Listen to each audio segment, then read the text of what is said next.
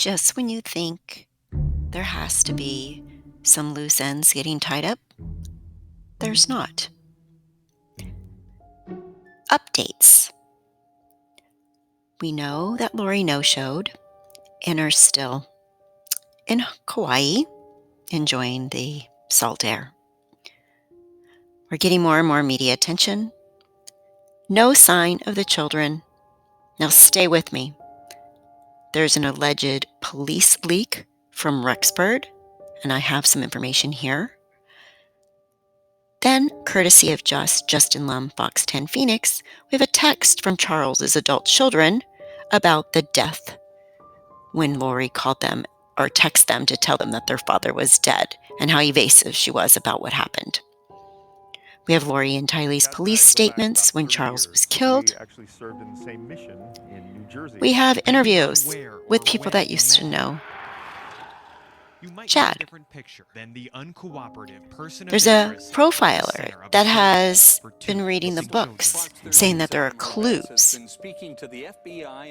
in Chad's book, and more, as we still wait for Tammy's autopsy, Alex's autopsy, and Lolo to go to the popo. Dozens, if not hundreds of visions. That's a lot of clues, right? Those are absolutely clues. Two books that I'm going to read first. Autobiography and his last publication. We're hearing from a homeowner in Kauai who says she's got a rental application from Chad himself.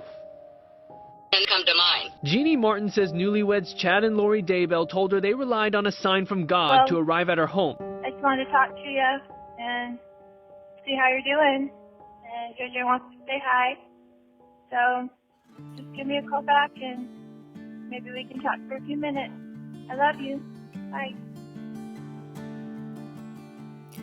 Welcome to Part 7, Missing Murder Vanished, Chad Daybell, Lori Vallow, Tylee Ryan, JJ Vallow, Part 7, Updates and Leaks. Welcome to an episode of Left Undone, Incomplete Investigations. I'm Catherine.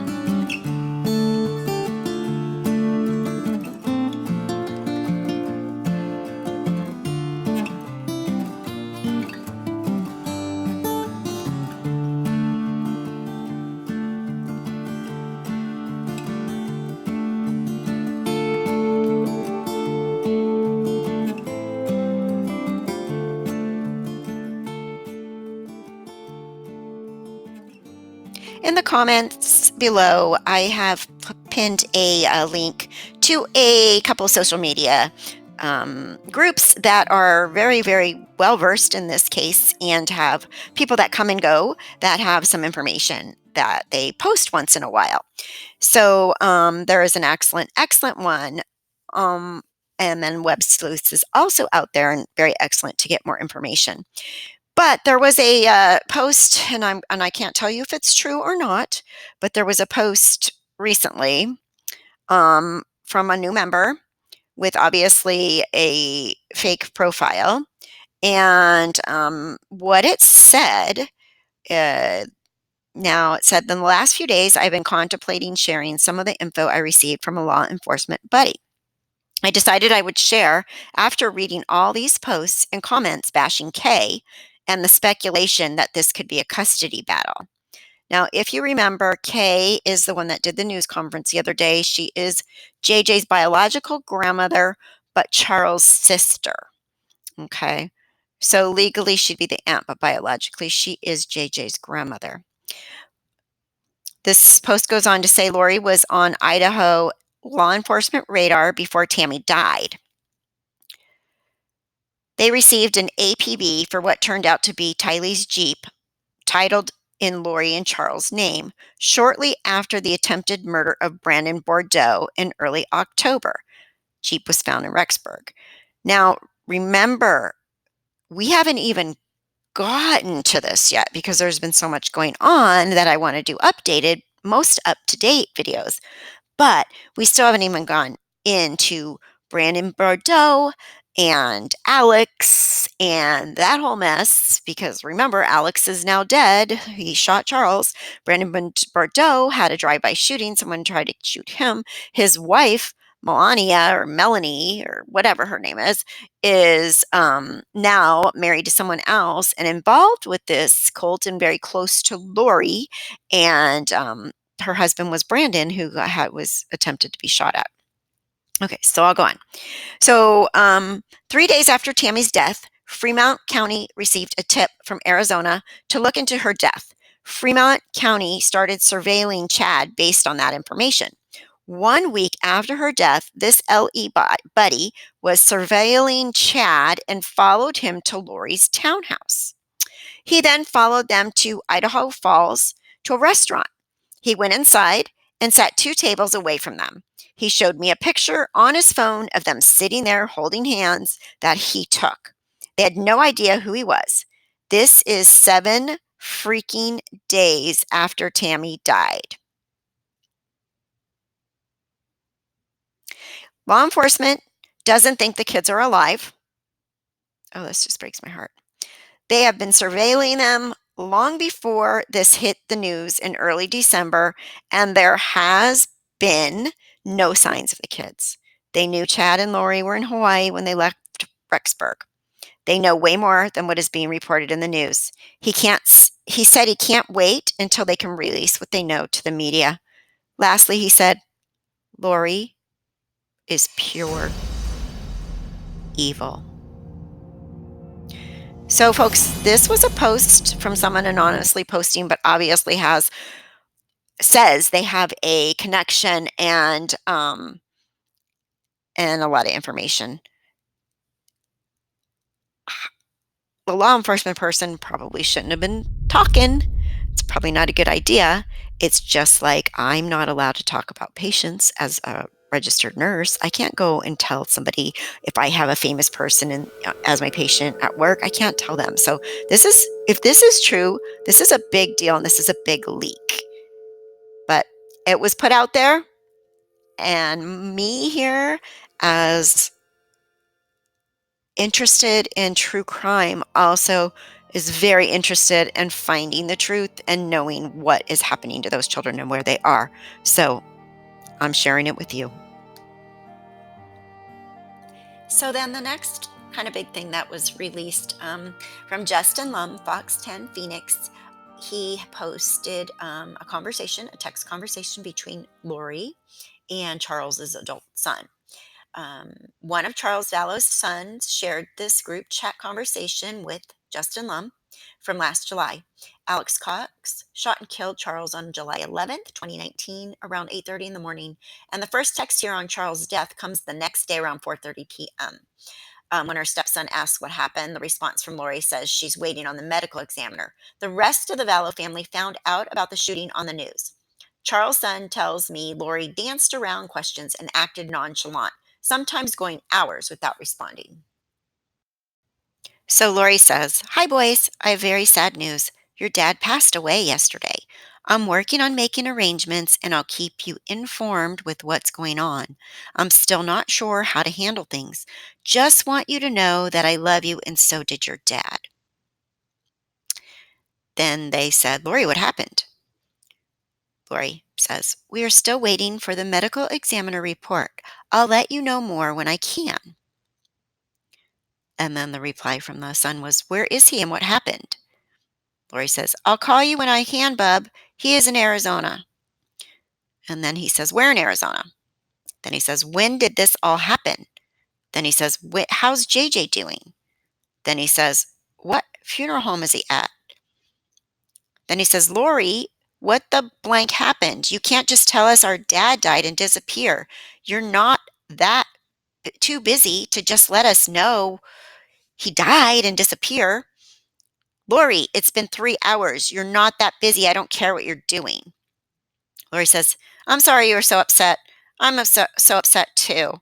I'm trying to get JJ ready for bed. I'm waiting to hear back from the medical examiner to make sense out of all this myself. Please be patient with me. It's a crushing situation all the way around. I'm still trying to processing it too and what it means for JJ."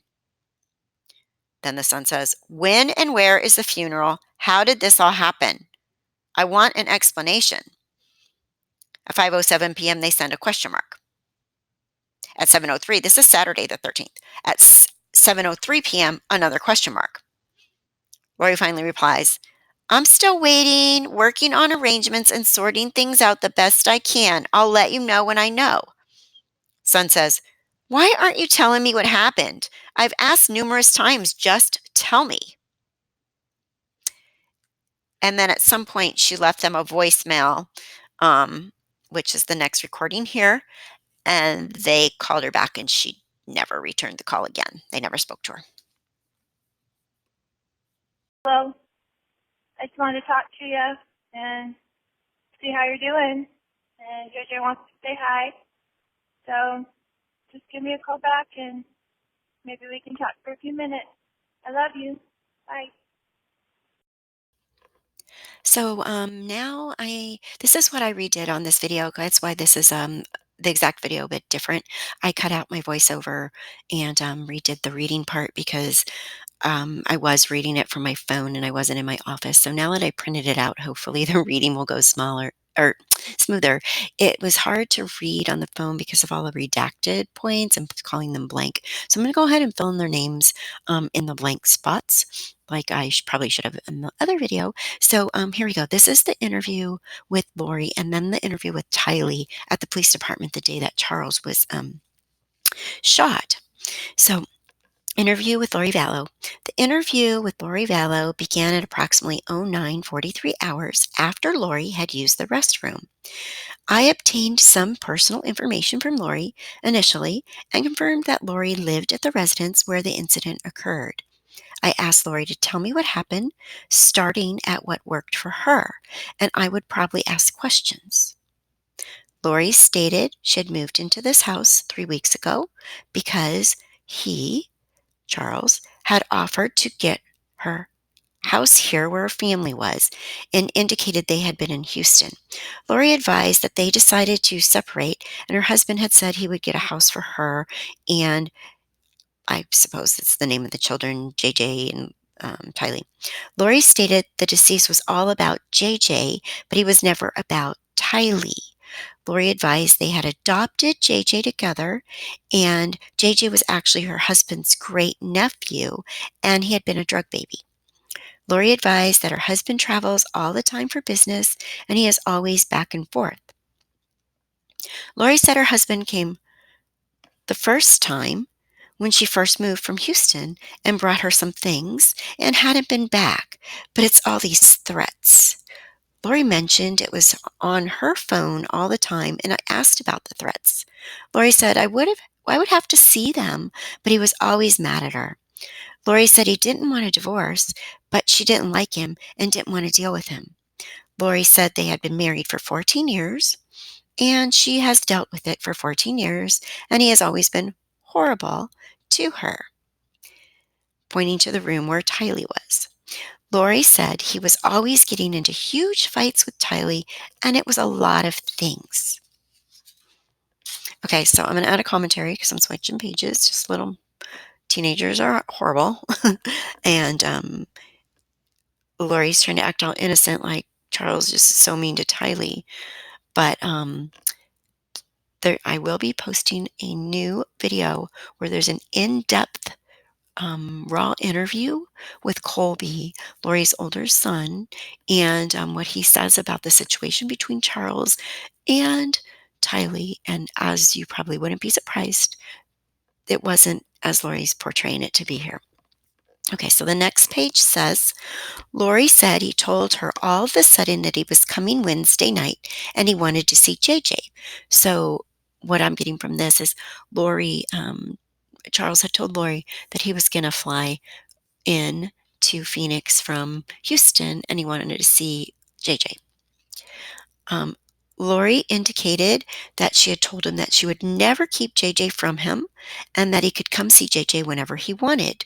He could take him to school, whatever.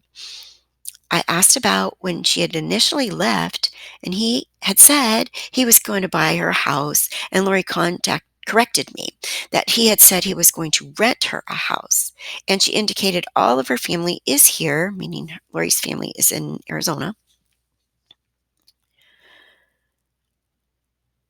Lori advised they lived here for a long time, and then he moved them to Houston. Lori advised they were there with their son, and their son didn't have anything, didn't have a school or services or anything. Lori indicated her husband ripped their son out of school and said they were moving, and Lori advised she didn't go with them at first. Lori said Charles took their son, and Lori let him take their son, and she didn't file anything. Lori then advised that Charles filed something and told Lori that she was only going to get supervised visits because she was crazy. And I apologize if it's still a little unsmooth. It's just the way it's written. It's the police report, and the punctuation and the grammar and stuff is a little bit not like you're reading a book, okay? So just FYI. So Charles filed something and told Lori she was only going to get supervised visits because she was crazy. Lori said she just didn't talk to him for like 30 days and let him take care of their son to let her husband see what she has been doing for the last 7 years. Lori mentioned that she has other kids and has grandkids. Lori seemed annoyed that he had threatened she would only have supervised visits of her child and mentioned that she left him to take care of their child for 30 days to see what it was like, and she knew he would be begging her to pick him up, which she stated he did. Now, if you remember from the previous videos, the family said that Lori disappeared for about a month one time. I'm thinking this is what they're talking about. Lori stated he asked her to come back, so Lori moved with them to Houston for the family. Lori said Tylee went with her, and they left everything to go to Houston. Lori talked about the problem with getting services for their son and talked about how her husband didn't do anything. Okay, I find this really interesting because she's complaining about the services for JJ, but what services is JJ getting currently now that he's missing? She acts very concerned about his autism and the services he needed. And don't forget, she got rid of the dog, his service dog. Put it in an ad to sell it and said that the owner died. Okay, we'll go on. Lori indicated her husband hadn't been here in a couple of weeks since her moving, and he had been nasty when he was here. So she's talking about being here as in Arizona. Lori advised he travels for work and that he had gotten back to the Houston house. Lori stated he contacted her and said he was coming Wednesday night and said he was going to pick JJ up and take him to school Thursday and then pick him up Thursday and take him Friday. Lori appeared fine with that, but she stated she told him that he couldn't come stay at the house because he couldn't get along with Tylee. Lori stated that Tylee is a minor and she lives there, and that he gets in huge fights with Tylee, and Tylee hates him. Lori told him that couldn't stay at the house, and she said he would book him a hotel. Lori advised he stays in hotels all the time when he travels for work, and the business pays for it. So Lori told him that she would book him a hotel nearby. We talked briefly about what he does for a living and where he travels, mentioning that they have lived in Hawaii. Lori stated his job gives him freedom, so he doesn't have to stay home every day and take care of special needs child. Lori indicated she does that, mentioning that she was a single mom before they got married. Lori stated she has 2 kids, and he had 2 kids, and they got married and tried to make a family. Lori indicated her husband had told her that he was coming last night, and Lori told him that he couldn't stay at the house and she would get him a hotel. Lori stated that JJ does go to school all day, and she talked about how she's just getting his services back. Lori talked about how JJ has been a nightmare because her husband ripped JJ out of his routine and mentioned that he only thinks of himself.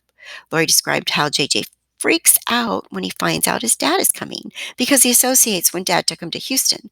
So Lori didn't tell JJ that he was coming. Lori stated he didn't bother her last night, which was kind of a surprise about because she was expecting kind of an ambush, that he would just come over and be just mean. Lori was expecting him to say that it was his house and he was on the lease so he could stay here kind of thing. Lori said that he's a macho kind of attitude. He has a macho kind of attitude. Lori stated he came this morning and she was getting JJ ready, and I confirmed that he came last night, and she indicated yes, but she didn't hear from him except that he texted her to say he would be there at 7:30 a.m. to pick up JJ. Lori said okay, and that it was good because she didn't hear from him. Lori said he came over in the morning and he was banging on the door. Lori said, "Here we go." So she was just trying to be nice and had JJ's stuff ready for school. I asked what time he got there, and Lori stated he said he would be here at 7:30, but it was more like 7:40, 7:35-ish, but she wasn't sure. Lori remembers looking at the clock at 7:30 and indicated he is usually very punctual. Lori said JJ acknowledged Dad and then ran to her and stated he wasn't taking him to school. Lori was telling JJ that it was okay and Daddy could drive him to school, and she was just trying to make things calm. Lori said her husband was just being really smirky and real jerky to her, so Lori was ignoring. Man, narcissism at its finest, and that is such projection right there. Okay, I'll go on. I asked if Lori's brother lives there with them, and Lori advised no. Lori said her brother had stayed there last night because Lori was worried her husband would come over and cause trouble with her. Lori said she just wanted someone else there, wanted her brother there. Lori said she trusts her brother. Lori advised it was a long story, but she had to go live at her brother's when her husband took JJ and that he has been difficult. Lori said she was getting JJ's stuff ready and he was saying he was leaving in 20 minutes, mentioning it was 15 minutes to get to the school. Lori mentioned that you can't get there early because they don't open the gates until about 8:20 or something. Lori suggested to him that they go now because she didn't want him in the house, so they could go to Burger King and get breakfast. Lori advised that JJ is very particular about food and he wants chicken fries and a Sprite for breakfast. Okay, I just can't. Oh, yeah, your special needs kid wants chicken fries and Sprite for breakfast, and you're going to give it to him. Okay, Lori. Um, Lori told her husband to go, and he agreed. So Lori gave him the backpack, and they got in the car. Lori stated her husband was always leaves something in the house, that he always comes back, and he never leaves the first time, and she was always expecting her husband to come back in the house. Lori advised he had left his phone on the counter. I asked that he had initially left with JJ, and Lori confirmed that he had put JJ and the backpack in the car in the driveway and then had come back in. Lori said she kissed JJ goodbye and her husband came back in. Lori said his phone was on the counter and then Lori had his phone. He told Lori to give him his phone and she told him, "Why don't you show me your text that you've been texting?" Lori said he's been acting really weird, like he's been plotting something. Okay. I'm pretty sure someone else was plotting something and this was going to happen any minute here. Lori questions as to why he was here, why he was in town, and then brought up that he's been talking to her other brother who came into town the same time. Lori advised she hasn't talked to her other brother, Adam, in a long time, and her husband was texting him, and she was questioning as to why they talk and if they talk. Lori said her husband has been saying all these texts like, "You're going down," and such, and that he is blaming her for their marriage breaking up and other marriages around them, calling her a destroyer of families. I'm wondering if she's referring to other marriages around them as Brandon and Milani. Lori stated he goes nuts and then indicated he's gone nuts before and that she and Tylee have had to leave with JJ before over the years 5 times. And they stayed in a hotel for 2 days because he goes nuts. Lori said, "You don't know what's going to set him off." Lori said Tylee is mad at her for always going back. Lori mentioned that they have JJ and he has special needs and it's really hard. I asked about what she means when she says he goes nuts. Lori said yelling and screaming, and I asked about physical violence. Lori confirmed grabbing and pushing them, but never punching them. Lori said he has gotten physical with Tylee and with her grown son. I asked physical how, and Lori stated he got in a physical fight with her son when he was 16. Lori stated her husband went after Tylee 2 times in Hawaii, and he went like he was going to hit Tylee, but Lori got in between. Lori said Tylee was 13 or 14 at the time. I returned the conversation to this morning, and Lori said he came back in, and she wouldn't give him back his phone, and he was screaming at her to give back his phone. Lori said he was very worried about whatever was on the texts, and he didn't want to see her. Lori said she was just holding it there, and he was screaming at her. Lori said she was kind of walking around the house, so he couldn't get it, and he was kind of reaching for it. I can just picture this, can't you? Kind of walking around the house. She's running away with his phone. It's obvious from what she's saying, keeping his phone from him like she's 15. Lori said Tylee came out of her room upset, and she had a bat, and Tylee told him to leave her mother alone. Lori said he is screaming at her. Tylee, don't you hit me with that bat.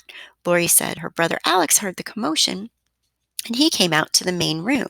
Lori said her husband is screaming, and he's super upset. Lori doesn't know if Tylee swung at him or what, but he grabbed the bat from Tylee and went to hit Tylee with the bat, and she's right there, and her brother is right there, and her brother grabbed him from behind to stop him from hitting Tylee. Lori is motioning with her right arm, and Lori said it's to grab him and pull him back. Lori said then her brother and her husband, get into this thing, and he's hitting her brother with the bat, and they're on the ground like grappling around or whatever. Lori said it happened quickly. I asked her if her brother was struck with the bat when they were grappling, and Lori said yes, that he was hitting her brother, and Lori's swinging her right arm downward. Lori said he is swinging the bat back and forth, and they are on the ground. Lori said she is freaking out and is trying to go around and knows JJ is in the car. Lori said her husband gets up, and he has his bat towards her and is motioning with her right hand as if the person would be swinging backhanded. Lori said she is going around to the other side because she is trying to get out of his range so he couldn't hit her. Lori begins to say that she told Tylee, and then explains that Tylee is on the ground because when he took the bat from Tylee, she fell back.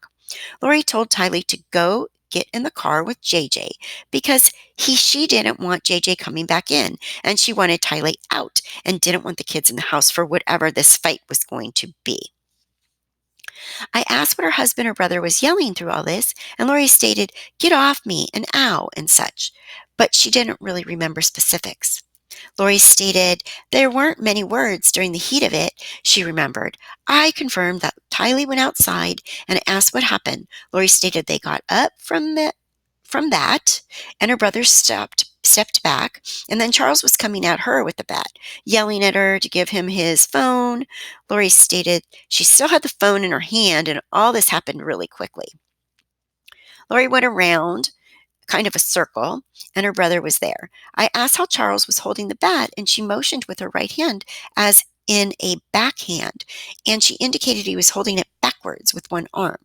Lori explained he was holding it in a way that if he swung it, it would have swung it backwards. Lori said she was kind of turned around, and they, all three, the kids, were outside. Wait, I'm sorry. She kind of turned around. Lori said she was kind of turned around, and they all, the kids were outside. It's the way it's written here. Sorry, guys. And she heard the gunshot. Oh, I see. So Lori said they were all three were outside, her and the two kids, and she heard the gunshot. I asked that she heard the shot, and she indicated yes. I asked if she actually saw the shot or if she just heard it.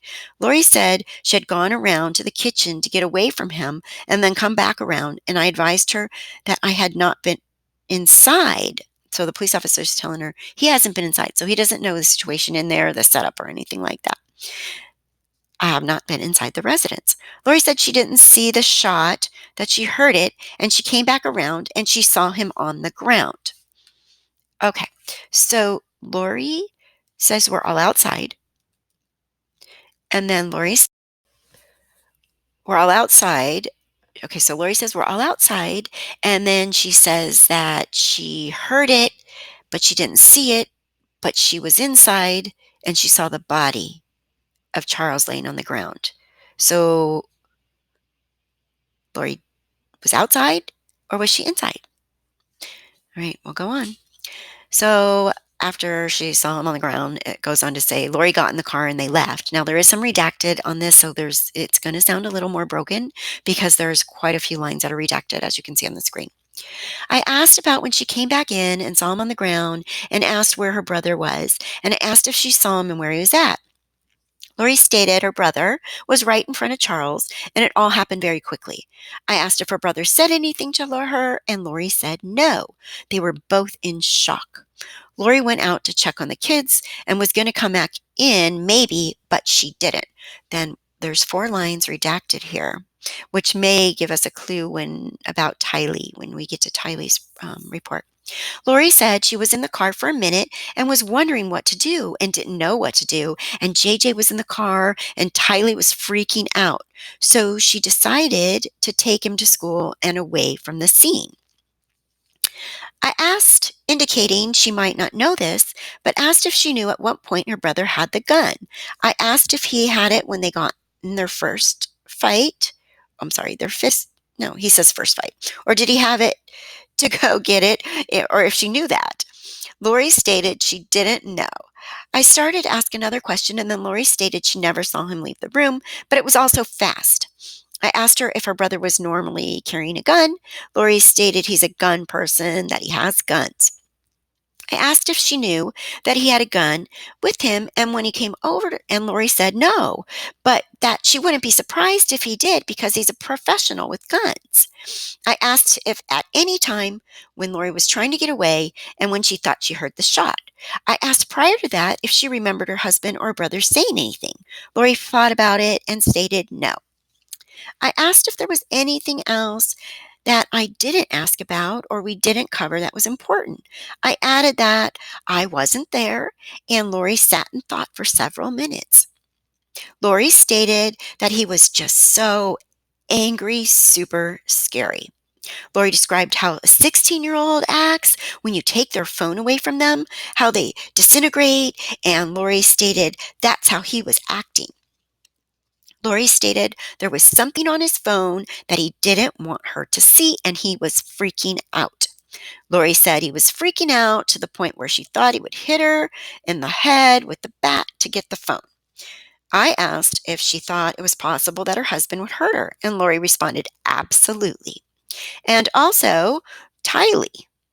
So Lori's saying, yes, he would hurt her, and absolutely he would hurt her, and he would hurt Tylee. Lori stated he would never hurt JJ. Lori then added that he did hurt her brother.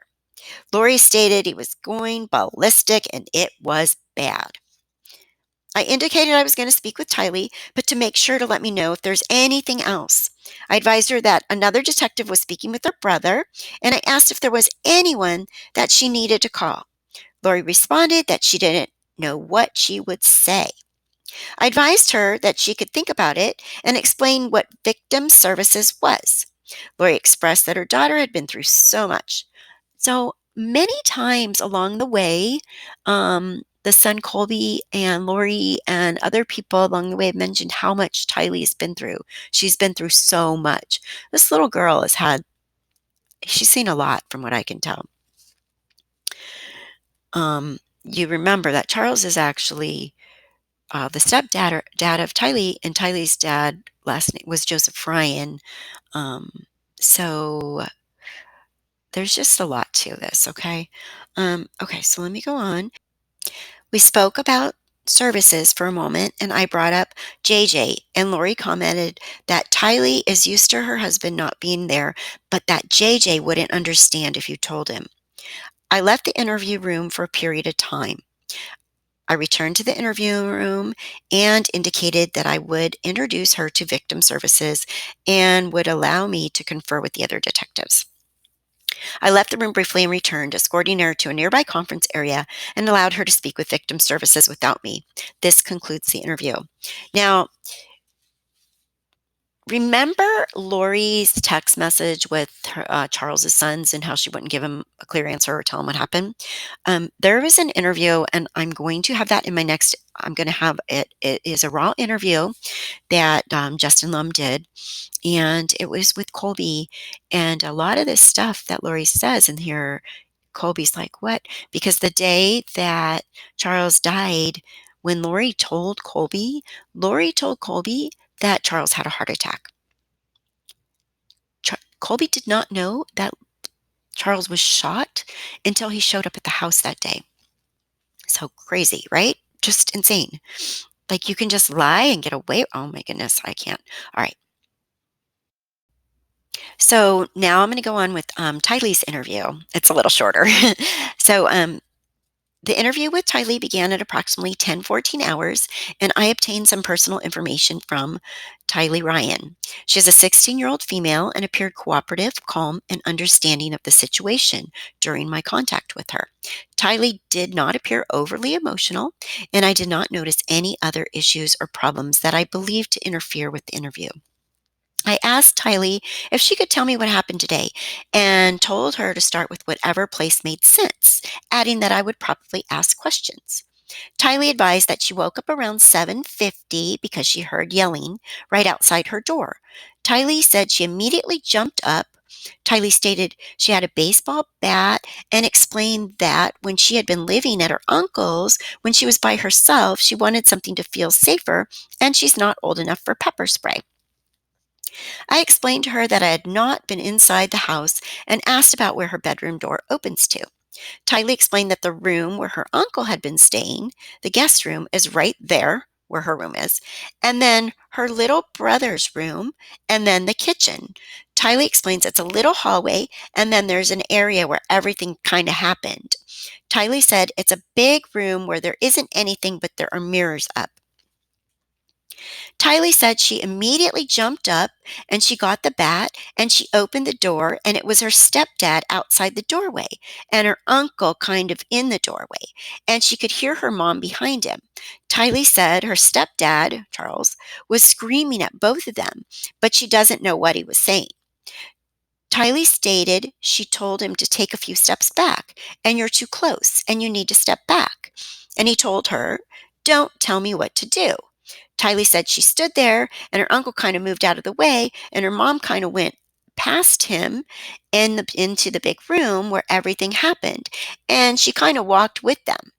I asked if there were more in the hallway, and Tylee clarified that they were at the end of the hallway. Tylee stated her mom walked all the way around and Tylee followed them. Tylee is describing where people are and stated she didn't really do anything with the baseball bat, that she just kind of held it there. Tylee said they are both yelling, and her stepdad, Charles, tells her if she hits him with the bat, then she's going to go to jail. I'd say the same thing to my kid. Hit me with that bat, and guess where you're going? Behind some bars at juvenile hall. So she's going to jail. Tylee said she just stood there with the bat, and I asked who was yelling when she said they were yelling. Tylee stated it was mostly her stepdad, and then she said he was really the only one yelling and that her mom was responding. Tylee couldn't say what they were saying. Interesting. Nobody can talk about what this whole Alex was like. He accused me and this and that in his interview, and then he changes it. I don't know what they were saying. They were just arguing. Everybody's just arguing, but nobody knows what anybody was saying. Tylee said she kind of stuck the baseball bat out there, and her stepdad, Charles, grabbed it and tried to take it, but she held on to the end. Tylee is motioning like she held the end with both hands, and that he grabbed the other end with two hands. Tylee stated eventually she fell, and he took the bat into his hands and held it like he was going to do something with it. I asked that when she fell, he ended up with the bat, and Tylee confirmed that, yes. Tylee said she fell to the ground, and then she saw Charles take a step back, so she thinks her uncle grabbed him and took him back, so he couldn't do anything. I confirmed that she saw her stepdad take a step back, and she indicated yes, that he was really close and then went back. Tylee advised her mom told her to go with JJ, and then she ran out the door. Tylee said she stood there with her little brother. Tylee indicated he was in the front seat, so she opened the door and stood there. Tylee advised he tried to get out, and she was keeping him there. Tylee said eventually her mom came out, and then they left from there. I asked if she knew what happened inside the house and if her mom had explained it to her. Tylee said she heard a noise and that she knows what it is now, but she thought it was someone taking the bat and hitting it really hard against the floor. Then 2 lines are redacted. acted again. I returned to when she was talked about putting the bat out when her stepdad was coming at her mom and asked her to describe what was going on. I asked if there was a reason that she put the bat up. Tylee stated yes, that he was walking towards her mom and Tylee didn't want him to do anything, so she just stuck out the bat. Tylee described being more next to her mom and not in between them. Tylee said she stuck it out to be like, keep your distance, kind of. I indicated that she said she didn't want him to do anything and asked what she thought he was going to do. Tylee stated, hit her.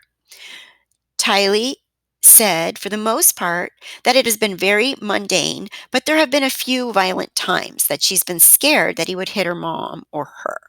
Tylee said her and him have always kind of never got along since she was little. Tylee said there have been a few times that they have gotten into fights, and she's been scared of that. I asked her about when he grabbed the bat and asked her to tell me about that again. Tylee stated she kind of stuck it out, motioning with two-hand hold. Tylee stated he said she would go to jail if she hit him with the bat, and Tylee really didn't say anything. Tylee said holding it by the place where you hold it, and he kind of took it, and Tylee gets lunged forward, and she lost her footing. You guys, I'm so sorry. I can't. It's just really hard with the redacted parts and then trying to make sense because there's run-on sentences and, obviously police officers are not English majors and, and it's really kind of hard to read. Okay. Tylee indicated her mom said, just let go. And Tylee said she kind of slipped and fell kind of on her side. And after that, her mom told her to go, so she ran out the door. I asked Tylee if she saw when she fell towards her side, did she see what he did with the bat? Tylee said no, that she wasn't really looking in that direction because she fell. The door was more in her line of direction. Tylee said she didn't look back, and I confirmed her stepdad was now in a different line of sight than when she was looking at. I asked about when she saw him take a step back, and I asked that she didn't actually see her uncle pull him back, but it seems like that's what happened. Tylee agreed and stated it didn't seem like he would have stepped back on his own, and Tylee confirmed that made sense as to where her uncle was at the time, that her uncle was behind him and not to the other side with Tylee and her mom.